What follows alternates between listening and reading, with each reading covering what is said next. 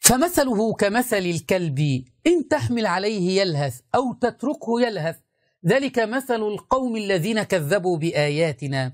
لما خرج حسن اللياري مكذبا بآيات الله تبارك وتعالى تمنى أن يكون كلبا حقيرا في الدنيا، خرج طالبا من عوام الشيعة أن يكونوا كلابا للحسين، ويقول أن تجلس، ويقول أنه فعل ذلك، أنه جلس على باب الحسين ووضع يده على الأرض وركبتيه على الأرض وقال أنا كلب بابك يا إمام، وأخذ يتذلل للإمام ويقول له أنا كلب بابك، أي كلب عند الإمام، وعندي مشاكل كثيرة أتمنى تقضي لي هذه الأمور وأنا كلب عندك.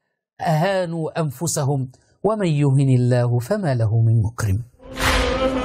إن من ذلل نفسه وصغر نفسه وحقر نفسه أمام الأئمة الهدى عليهم الصلاة والسلام، واعتبر نفسه عبدا من عبيده، عبدا من خادما من خدامهم، وكلما ازداد انظروا إلى كلامي هذا وتجربوها.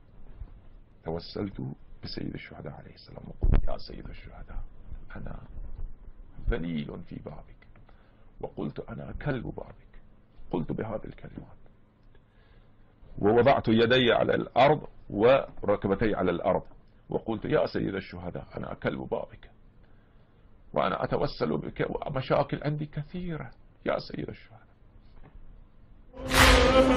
ها هو هذا الحقير حسن اللياري تمنى أن يكون كلبا.